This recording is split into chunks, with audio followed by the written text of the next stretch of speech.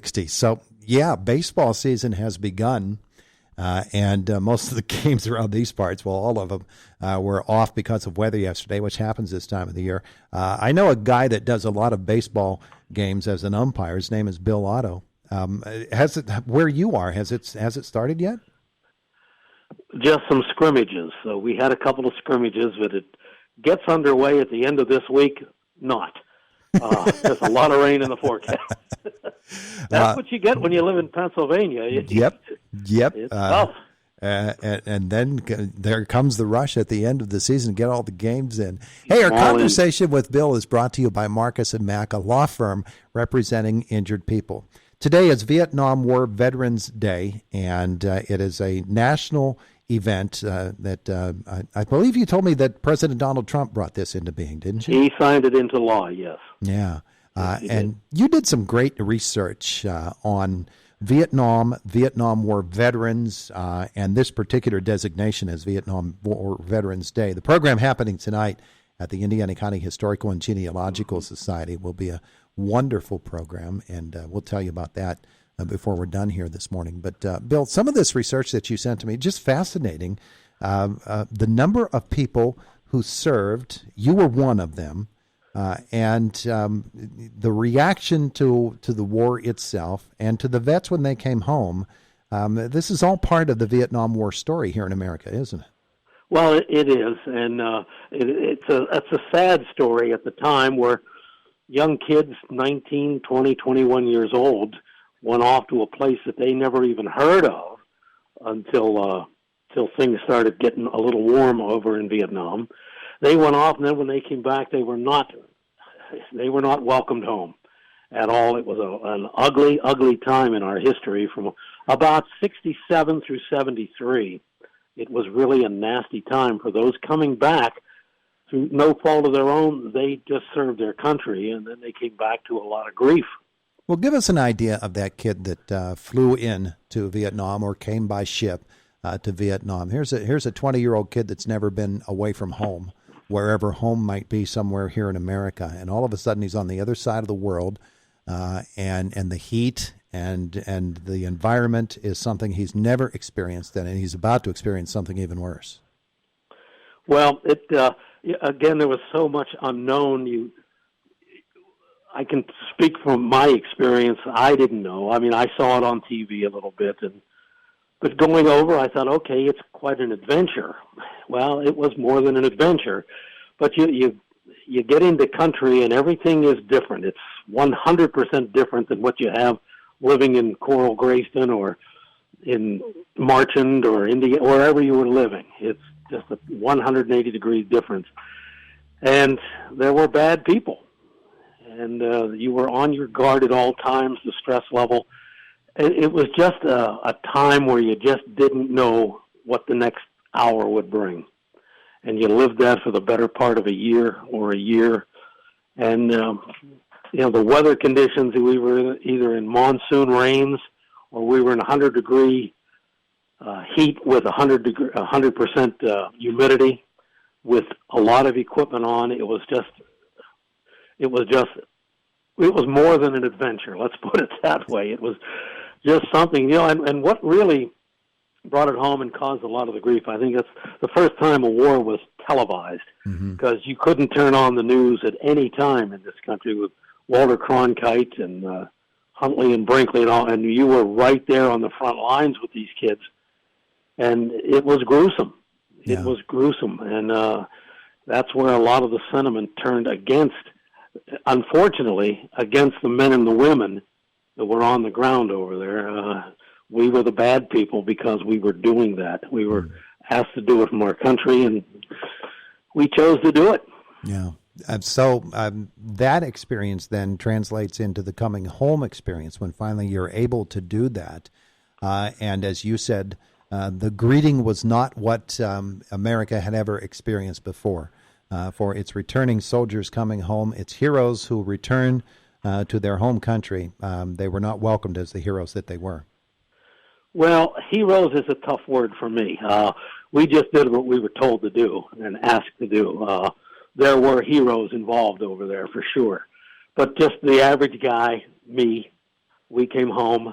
I came back to Greater Pittsburgh, is what it was called, Greater Pittsburgh International Airport, on December 1 of 68. And the family was there. And there was, if somebody said something to me, I don't recall, but I do remember the looks. Mm-hmm. Walking through the terminal building, I do remember the looks. The guys I was closest to over there, a little bit staying in contact with them in the earlier years, some of them heard some of it, but there's a lot of guys that really took a lot of flack and a lot of heat for something that they just did, and they just wanted to get home. Sheriff Bob Fyock was with us last week talking about that very thing. And you weighed in with some research that you had done on those Vietnam War veterans today. As I said to the sheriff when he was here, when I was growing up, there were World War I veterans still walking around. Now the World War II veterans are very, very quickly going away, and the Korean War, and now the Vietnam War veterans, they are aging very, very rapidly, and there are, of course, special circumstances involving those Vietnam War veterans because of the substances that they were exposed to during their service. But the numbers that you shared with me were pretty startling. Well, a little bit of an update. After talking to you a week or so, whenever that was, I was at the VA and I talked to some people. There are about 2.7 million men and women who served in country, not during the Vietnam era, but actually with boots on the ground. Mm-hmm. As we know, the wall in Washington, D.C., 58,220 names on that wall. But Agent Orange was used. Everybody's heard the term. I'm not sure people understand what it was. It was a herbicide that was a defoliant. The jungles were so thick, we couldn't see anything, didn't know where anybody was. So they would come in and spray this stuff and kill all this foliage.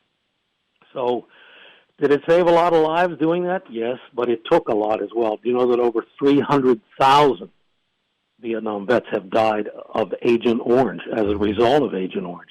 Yeah. It's a staggering number that I don't think too many people know. And the update now, there's a little over 500 Vietnam vets dying each day. Wow. So there's 610,000 of us left out of 2.7 million. These are folks that were on the ground. Mm-hmm. And there's still 10,000 Vietnam veterans that are homeless, and that's the most heartbreaking of it all. So those are just some of the numbers that came out of that conflict, if you will, that police action, whatever they called it. Mm-hmm. It was just a difficult time. You mentioned the homeless. We also need to understand that these are homeless folks who are not exactly your proverbial spring chickens. You guys are getting old. Oh, no. Well, yeah, we're old. I think the average age right now is around 72. Mm-hmm. The thing ran from August of 64 through May of 73. And so you had a they go from about 68 to about 79 years old. That's kind of the window for the Vietnam vets.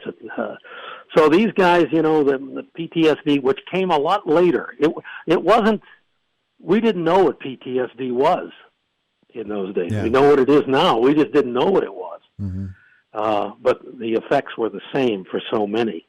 Yeah. But I think the saddest part of it all is the Agent Orange. When I just gave you that number, 300,000 have died of that. And others will. My brother-in-law died from it, as a matter of fact. So you also shared with me the average age of a Vietnam War veteran is something around 78. That's the expected life. That's the life expectancy.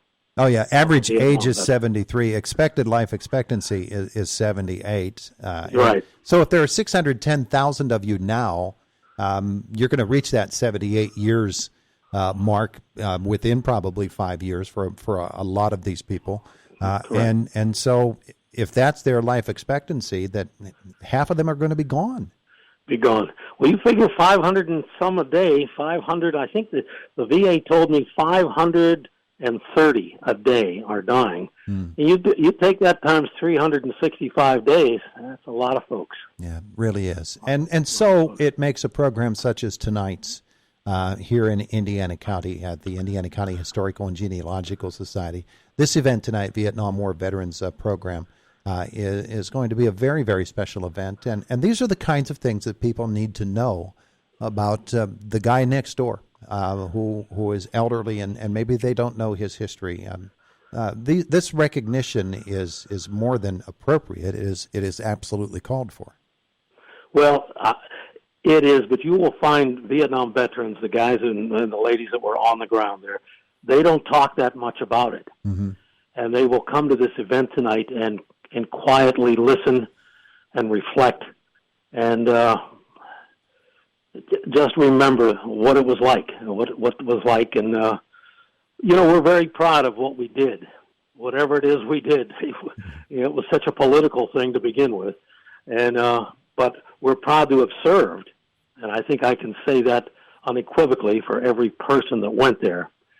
But so we go to these events, and it's very comforting. Let's put it that way. It's very comforting that we're finally getting not so much recognition, but we're not the enemy anymore. We aren't the bad people that came home. Maybe the recognition isn't so much the thing as the respect is. Well, maybe that's it. Recognition. We just did what we had to do, and it was just something we did, and we move on. And you'll see most of veterans, they don't talk about it at all. Yeah, Sheriff Fyock made that point last week as well. Mm-hmm. Well, the program begins at 6 o'clock tonight. The doors will open at 5:30. For those who are going, parking was an issue the last time, so the folks at Greystone Presbyterian Church have offered their parking lot. And from Hilltop Baptist Church, Jack Lucas is going to shuttle you there to the Historical and Genealogical Society. Bill, we're out of time, but I want to thank you so much for helping to put some perspective to all of this. Sure. Well, I just want to say to all the vets, welcome home, my friends. Absolutely. Bill, thanks so much. Have a wonderful day today. All right, Todd, thank you so much. It is the voice of Indiana County, WCCS 101.1 FM and AM 1160 and AM 1160.